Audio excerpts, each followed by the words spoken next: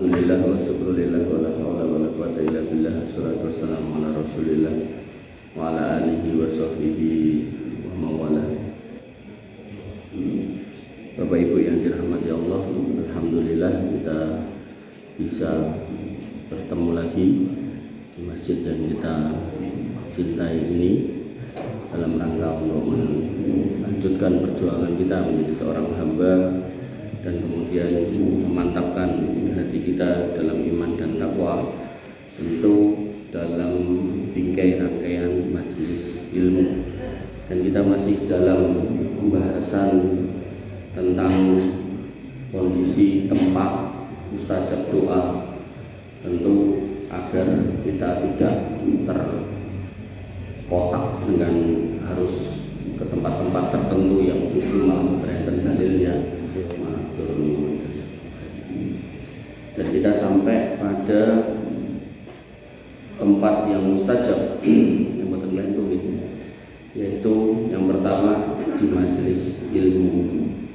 Sadarnya ada yang mau nanya, itu tadi ada yang bilang subhanallah.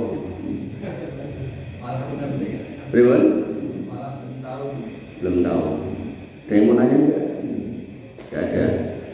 Jadi di dalam Quran itu wonten 14 titik, 14 tempat di mana ketika ketemu dengan ayat-ayat itu ada sunnah untuk sujud tilawah.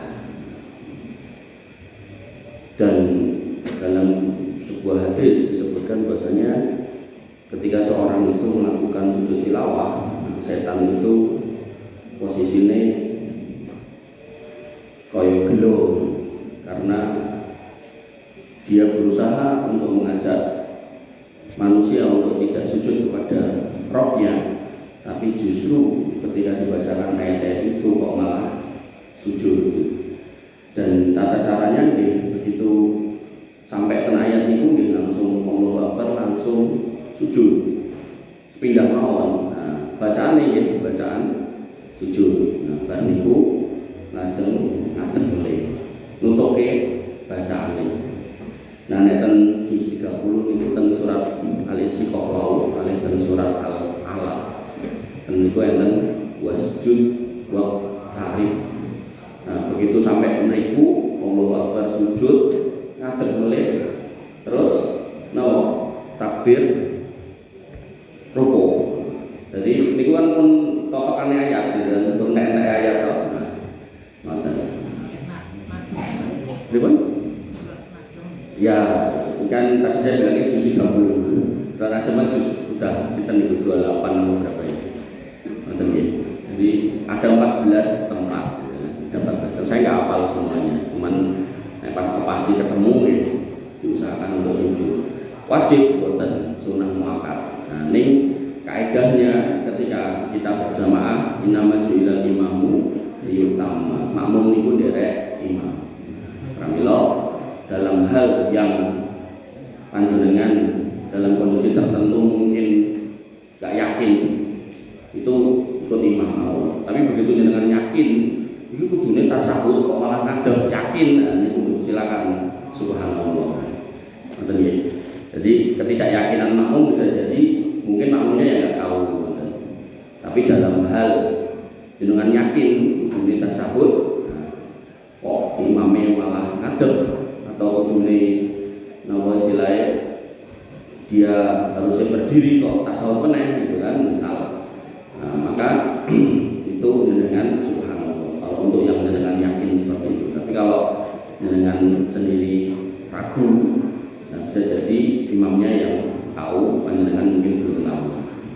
Ya, kira-kira seperti itu. Artinya kita berusaha menghidupkan satu sunnah yang mungkin di banyak tempat sudah mati atau ditinggalkan. Bapak Ibu yang dirahmati oleh Allah Subhanahu wa taala, majelis ilmu, majelis zikir. Nabi SAW menyebutkan man salaka tariqan yaltamisu lahu fihi ilman sahalallahu lahu tariqan ila jannah.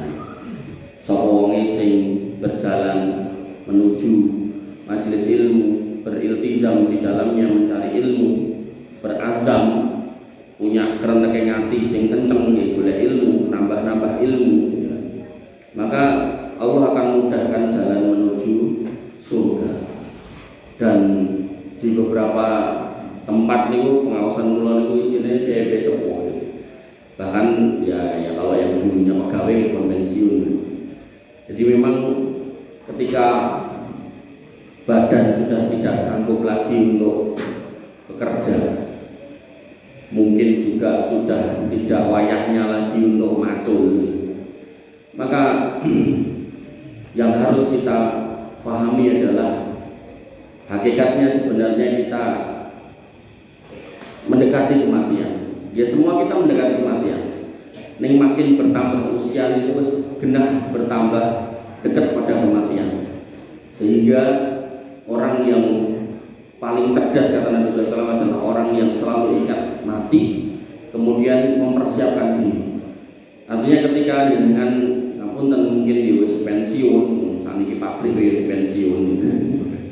Nah, maka kiranya apa yang bisa mencukupi untuk hidup di hari itu, maksudnya penting buatan keluwen atau buatan semaput gitu kan, saentene gitu kan. Maka sisanya jenengan gunakan untuk bermajelis ilmu, entah muter dari satu masjid ke masjid lain atau dari satu majelis taklim ke majelis taklim yang lain gitu kan.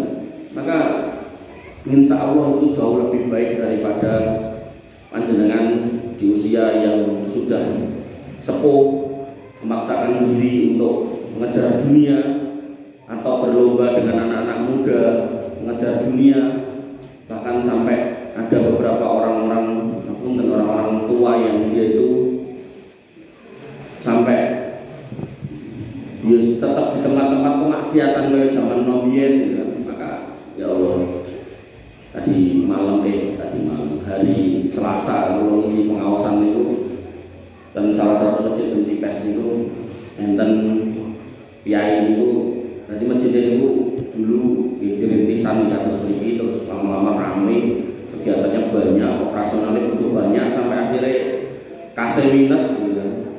Terus begitu saya masuk, saya kasih masukan gue damel usaha di masjid, hasilnya pek masjid gitu kan. Singkat cerita bikinlah usaha lah. Itu ada salah seorang itu bapak umur 50-an itu pun istilahnya di rambut itu putih kabeh gitu, terus siap tak hebat. Dan hari Selasa itu kalau saya ngobrol sama beliau, piye badan usaha milik masjidnya si melaku, masih naik kaspiro, hal-hal kayak gitu masih tanyakan hari Selasa. Terus singkat cerita Rabu subuh nih beliau jadi sholat subuh, terus Rabu paginya, Rabu subuh pagi, pagi sekitar jam 6 atau setelah itu pamit kali anaknya, sik pak ngantuk tak turun sik, film tentang lincah, kursi dowo, terus jam setengah songon atau jam songon buka buatan enten, sehat, buatan sakit buatan nopo, teruangnya buatan lemu atau sekolah, malah awake nopo kuru buatan lemu, sehingga kita nggak pernah ngerti kematian itu datangnya kapan. Dan yang menarik itu yang saya lihat dengan mata kepala itu ketika yang menyolatkan banyak banget, dan kemudian sing imami itu ketua takmir, dan ketua takmir itu ngerti banget bagaimana perjuangan bapak ini memperjuangkan masjid itu. Jadi harus nyolatnya, harus angkat tangan terus supaya orang kuat itu nangis-nangis gitu. Dan itu kalau kita kembalikan ke hadis tentang 7 golongan yang akan mendapatkan naungan pada hari kiamat, ketika nggak ada naungan yang bisa menaungi kecuali Allah Subhanahu Wa Taala ketika matahari didekatkan 1 mil di atas kepala kita dengan kondisi yang sangat panas sekali. Maka Nabi mengatakan tentang orang-orang yang mendapat naungan itu, salah satunya adalah warajulun qalbuhu mu'allaqatun bil masajid. Seorang laki-laki yang hatinya cemental dengan masjid. Ini memang hadisnya munine laki-laki, tapi dia perempuan dia sami. Artinya ketika panjenengan yang jalan maupun yang setri, ketika ngerti sesuk wayah Jumatan, piye carane masjid kudu resik, kamar mandine kudu ora pesing, kudu wangi dan seterusnya. Maka itu menjadi salah satu dari 7 golongan yang akan mendapatkan naungan Allah Subhanahu wa taala. Dan kemudian yang kedua, ada 7, salah satu dan salah 2-nya terkait dengan bapak yang meninggal itu tadi. Itu adalah warajulani, dan 2 orang laki-laki yang mereka tahabba fillah, saling mencintai karena Allah. Istama'a alaihi wa yatafarraqu alaihi. Mereka bertemu karena Allah dan berpisah juga karena Allah. Makanya sampai ditangisi ngoten iki padahal nggih mboten dulure, mboten masih, mboten apa. Tapi karena ada satu keadaan di mana Pak Ketua Takmir ini ngerti ini orang yang membantu dia, menemani dia untuk jaga masjid ini, jangan sampai kemudian kekurangan, jangan sampai kemudian ada hal-hal yang mengganggu perjalanan dari dakwah di masjid itu. Makanya beruntung panjenengan termasuk orang-orang yang insya Allah artinya cementel di masjid dan raketan anggar malam cuma dileke sing jadwal tiket. Maka monggo gitu kan, mulai sekarang kita mencoba untuk terpanggil tanpa harus dielekkan gitu kan. Dan kemudian yang kedua, ya kita membangun rasa cinta di antara kita karena kita sama-sama menjadi hamba Allah Subhanahu wa taala. Sehingga bukan karena dunia, bukan karena apa-apa, tapi benar-benar karena kecintaan kita kepada Allah Subhanahu wa taala. Maka di sini Nabi SAW menyebutkan tentang keutamaan majelis ilmu. Orang-orang yang mau berjalan dari rumahnya ke masjid untuk menuntut ilmu, maka hakikatnya dia sedang di atas jalan Allah, yaitu fisabilillah. Sehingga ketika panjenengan misal melangkah mriki sehingga cerita buah enten apa mboten mudeng lillahi taala, kemudian enggak sampai tekan rumah meneh, insyaallah itu husnul khotimah. Apakah meninggal waktu rumah pengajian, apakah mungkin tenggalan pas mangkat, atau mungkin apa, wallahu alam, maka insyaallah husnul khotimah. Bapak Ibu yang dirahmati oleh Allah Subhanahu wa taala. Nah, karena keutamaan dari majelis ilmu yang luar biasa sampai disebutkan pada kelanjutan hadisnya wa mastama'a qaumun fi baitin min buyutillah, dan tidaklah suatu masyarakat itu mau berkumpul di rumah di antara rumah-rumah Allah, yatluna kitab Allah, membaca Al-Qur'an, wa yatadarrusunahu bainahum, dan mempelajari isinya, illa nazalat alaihimus sakinah, kecuali akan mendapatkan sakinah, wa wasiyatuhum rahmah, dan mendapatkan rahmat, wa hafathumul malaikah, dan panjenengan dinaungi dengan sayap-sayap malaikat, wa dzakarallahu fiman indah, dan nama-nama panjenengan disebut di sekitar malaikat yang ada di sekitar Allah Subhanahu wa taala. Kemudian kata Nabi SAW, wa man bata'a fi amalihi lam yusri bihi nasabuh, dan barang siapa yang lambat dalam beramal, maka enggak ada gunanya kita itu anak siapa. Nek ngaku anak Nabi pun kalau kemudian orang ngamal solih, ya juga nggak ada gunanya, apalagi sampai mencontohkan kesyirikan. Sehingga ketika majelis ilmu ini keutamanya sedemikian rupa, maka sebagian ulama berpendapat majelis ilmu adalah tempat di mana panjenengan dinaungi malaikat dan tempat di mana panjenengan mendapatkan sakinah dan rahmat. Maka alangkah indahnya ketika panjenengan sambil jumeneng bisa zikir wirid atau mungkin berdoa meminta apa yang perlu panjenengan minta. Ini rasanya kalau kayak artinya ya sambil duduk gitu kan, istighfar sambil duduk, Allahumma qdi duyunana, ya Allah mengunasi utang-utang saya gitu kan. Maka insya Allah itu kalau di pepatah niku sekali mendayung 2-3 pulau terlampaui. Jadi entuk ilmune, entuk dikire, entuk dungane gitu. Bapak Ibu yang dirahmati oleh Allah Subhanahu wa taala. Makanya ada seorang ulama itu Syekh Abdul Razak Al-Badr, masih hidup beliau. Beliau itu kalau majelisan itu berusaha untuk mengakhiri majelis atau setiap mau mengakhiri majelis itu doa saya gitu. Dan doanya ya menyesuaikan waktunya. Jadi kalau emang pendek itu mau pendek, tentu mendoakan kaum muslimin yang hadir di situ juga. Dan itu bagian dari hal yang tidak salah juga, tidak apa-apa. Karena mengingat keutamaan dari majelis ini. Bapak Ibu yang dirahmati oleh Allah Subhanahu wa taala. Kemudian tempat yang mustajab berikutnya, jadi tadi majelis ilmu nggih, majelis ilmu berarti bisa dengar aja nggih. Artinya di majelis ilmu ten Fatimah kita mriku nggih saged, majelis ilmu ten Josroyo niku nggih saged, atau mungkin ten daleme sinten enten acara pengaosan itu bisa saged, di mana aja bisa. Sehingga nggak harus kemudian di makam tertentu, di tempat tertentu, di petilasan tertentu, enggak. Bahkan itu mendekati kesyirikan. Maka kemudian tempat berikutnya adalah di Masjidil Haram, wabil khusus di dekat Ka'bah, wabil khusus lagi Hijr Ismail. Jadi nek sakniki pun dipager iki kalau saged melompat mriku. Kemudian orang itu sok-sokan pengen mriku gitu kan. Sampai saya punya teman niku, dia udah berapa belas tahun nggak punya anak. Pokoknya umroh kudu nyemplung ngono gitu. Begitu sampai situ sudah lo anak gitu. Pulang dari situ bojone meteng gitu. Ya ada yang kayak gitu, tapi nggih ada juga yang bukan kabul. Artinya apa yang diberikan oleh Allah Subhanahu wa taala itu tetap hal yang terbaik yang diterima oleh manusia menurut kacamata Allah Subhanahu wa taala. Maka ketika panjenengan umroh atau haji atau bisa menginjakkan kaki ke tanah suci, maka jangan ragu untuk banyak-banyak berdoa. Karena nek di rata-rata misal menika ini 10 dino misal, niku nek bayare 30 juta ya berarti kan sedina kan 30 juta jenengan niku. Jadi cara bayar niku nggih jenengan ampun rugi. Tekan kono entek 30 juta 10 dino, tekan kono mung digo turu.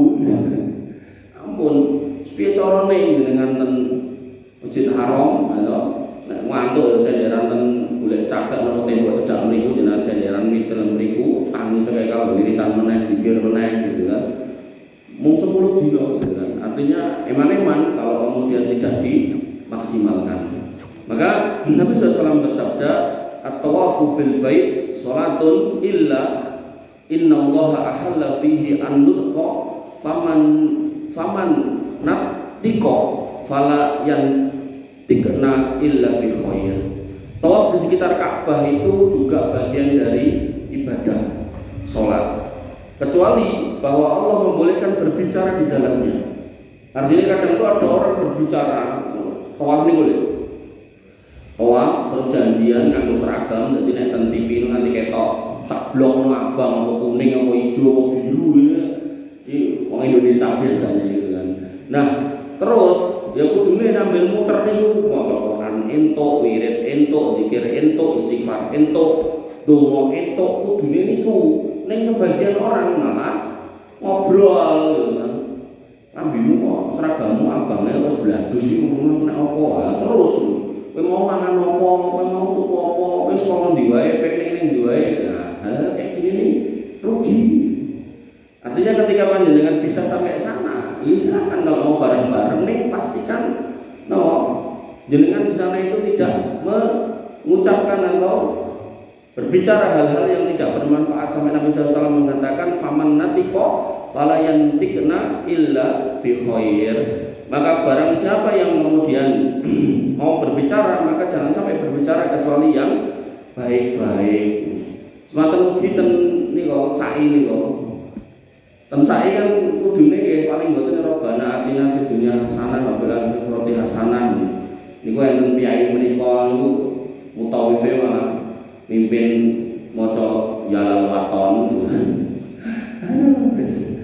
Saya mulai sing mimpin nyanyi Indonesia Raya menapa niku.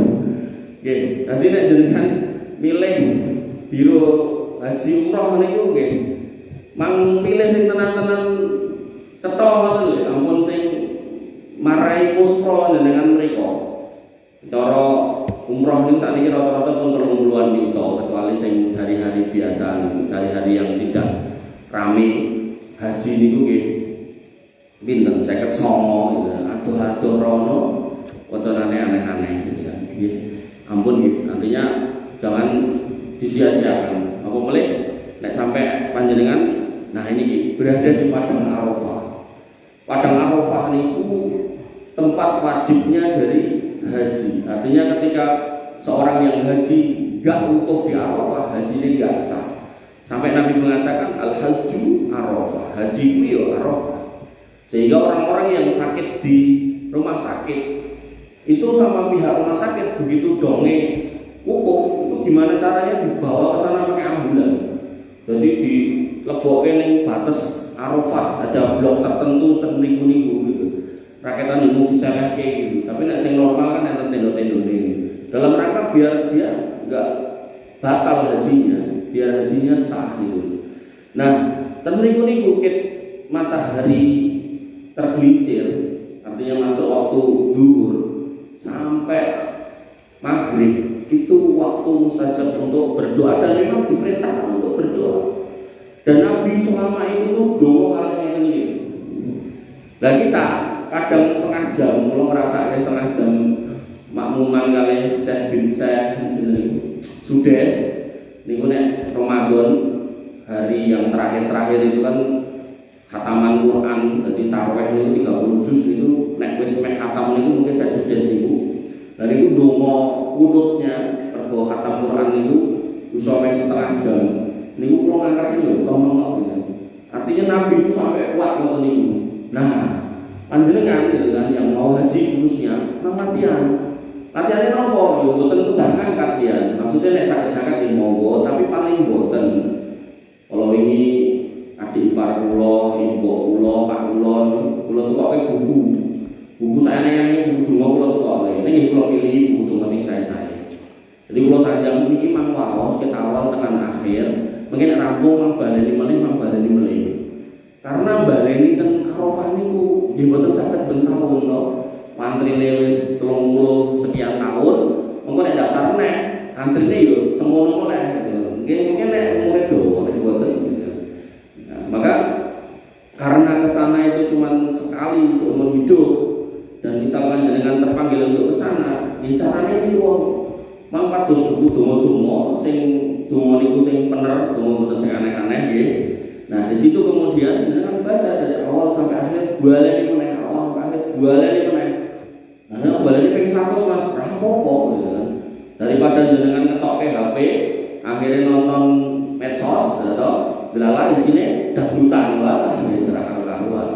Pengen untuk pahala malah nambah dosa temen niku. Ampun. Dan tempat-tempat yang Allah lipat gandakan pahala, maka ketika dilakukan dosa di sana juga dosanya dibesarkan ukurannya. Jadi cara bobotnya itu antok gitu. Makanya jangan sampai panjenengan di tempat-tempat seperti itu malah berbuat dosa. Maka tempat ketiga yang mustajab yaitu di Arafah. Nabi SAW bersabda, khairud du'a'u yaumi Arafah. Sebaik-baik doa adalah doa pada hari Arafah. Wa khairu ma qultu ana wan nabiyyun min qabli. Dan sebaik-baik doa yang aku dan para nabi dulu ucapkan yaitu la ilaha illallah wa la syarikalah lahul mulku wa lahul hamdu wa huwa ala kulli syai'in qadir. Jadi ketika dibahasakan doa niku enten kalih. Doa yang berarti zikir, nah ini tadi, atau doa yang berarti meminta gitu. Sehingga ketika panjenengan ten Arafah atau tempat-tempat mustajab atau waktu-waktu mustajab sebagaimana yang sudah lalu, sudah lewat, maka jenengan bisa gunakan untuk berzikir, artinya menyebut nama Allah, alhamdulillah, Allahu akbar, subhanallah, la ilaha illallah, la haula wala quwwata, atau kemudian dengan doa dalam arti minta. Dulu nomor silakan gitu. Tentu mintanya yang baik-baik ya. Jangan minta yang haram-haram gitu kan. Minta yang baik-baik, minta anak soleh, minta kemudian rezeki yang halal, minta kemudian dimudahkan dalam hidup, minta kemudian dijauhkan dari fitnah, dijauhkan dari masalah, minta kemudian jangan sampai tergantung sama manusia dan seterusnya, jangan sampai terlilit utang dan seterusnya, jangan sampai mati suul khotimah dan seterusnya. Monggo.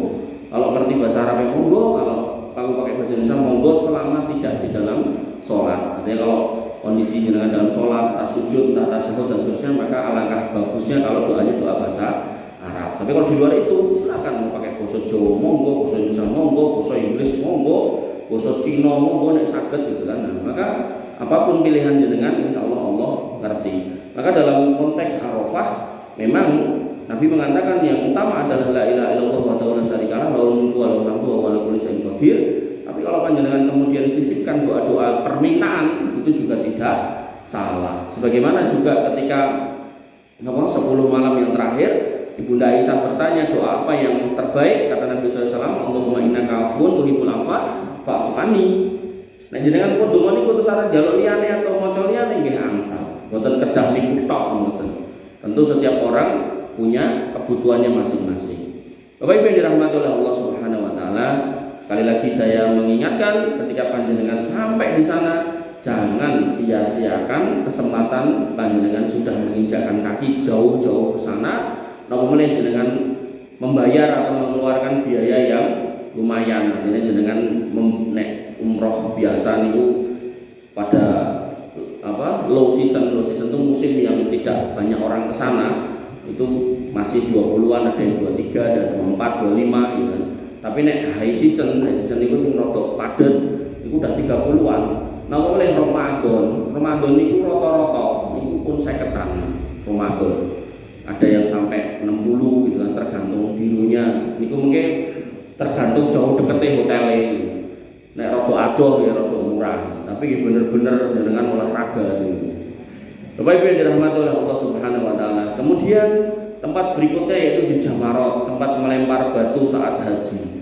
Berdoa setelah melempar jumroh, terutama jumroh sughra dan jumroh wusta, adalah saat yang mustajab dalam ibadah haji. Ibnu Mas'ud radhiyallahu anhu berkata, "Kana yarmil jamrota al-kubra bisab'i hasoyat." Bahwasanya Nabi SAW melempar jumroh kubra dengan 7 batu kerikil, yukabbiru ma'akulli hasotin, dan bertakbir ketika melempar. Dan ini kerikil wae.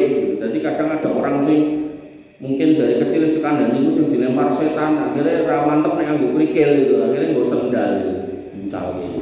Sosok terus golek watu rada gede gitu kan. Nek napa ling bandem kurang banter posisi beliau jauh kan mesake mungkin kena yai sing ngajeni niku lho ya bocor tenan nek gede kan. Tapi benar-benar ada orang-orang kayak gitu, sampai ada seorang saya itu bercerita tentang orang seperti yang ditekoki, kenapa kamu harus seperti ini, kan setan yang saya lempar gitu. Nah, kamu melihat setan itu? Enggak gitu. Karena memang dari kecil itu dikandani sama gurune mungkin ke TK atau ke SD sing di Bandung niku setan gitu. Padahal itu cuma simbolis. Setan mboten enten teng mriku gitu kan. Insyaallah mboten enten, artinya bener-bener itu tiang sing dienggo sasaran ngoten lho, mboten kemudian enten setan dicecam ten mriku gitu. Bapak Ibu yang dirahmati oleh Allah Subhanahu wa taala, summa taqaddama faja'al al-bait an yasarihi wa minan an yaminih summa ta'a tawilan. Kemudian setelah melempar 7 itu beliau maju dan kemudian menjadikan Ka'bah itu ada di sebelah kiri beliau dan Mina sebelah kanan beliau, lalu berdoa yang panjang. Jadi berdoa yang kedua ini minta kepada Allah Subhanahu wa taala. Kan berdoa takbir Allahu Akbar sampai 7. Nah, kemudian begitu selesai maka beliau berdiri pada satu tempat yang mana Mekah atau Ka'bah itu ada di sebelah kiri, kemudian Mina sebelah kanan, dan beliau berdoa yang sangat panjang. Dan itu Nabi yang maksum, yang jelas dijamin masuk surga, nek nglakoni salah dielekke niku mentese nyuwun. Maka kita orang yang gak punya jaminan surga, nek salah yo sok-sok nek dilek kancane malah nesu. Kowe kok ora salat strewet. Maka tentu kita lebih wajib untuk banyak berdoa.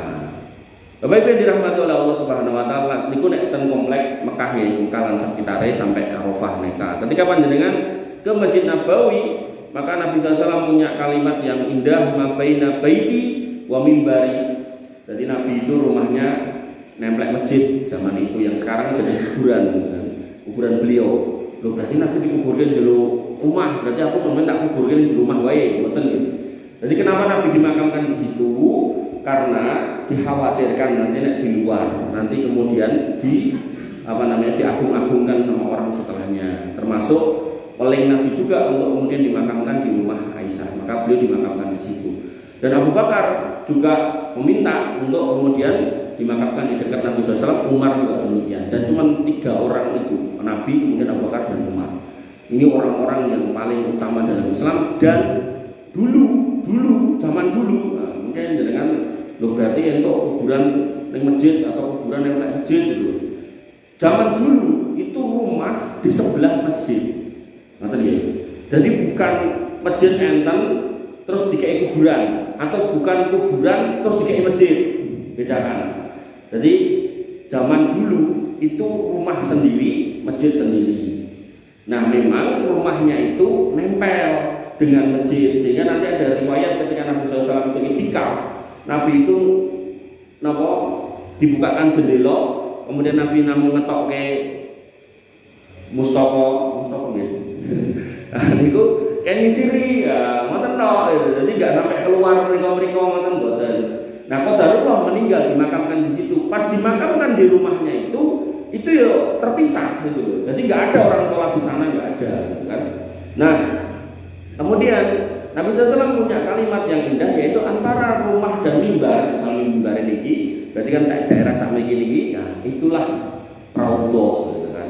Di sini dibahasakan raudhatun min riyadil jannah, taman di antara taman-taman surga. Nah sabda ini diyakini oleh sebagian besar ulama itu tempat mustajab untuk berdoa, sehingga banyak orang pengen sholat dan mriku. Zaman dia namung susukan gentian ngoten nek sakniki pun digawe antrian ngangge nomor nopo ngoten sehingga mungkin enten garise muter-muter ngoten dadi bener-bener ngantri kados ngantri ten bank ngoten niku dadi masuk mungkin budal niku masuk lagi tapi register dulu daftar dulu. Nah karena masjid itu tambah gede, maka terjadilah perluasan Pak Bu gitu.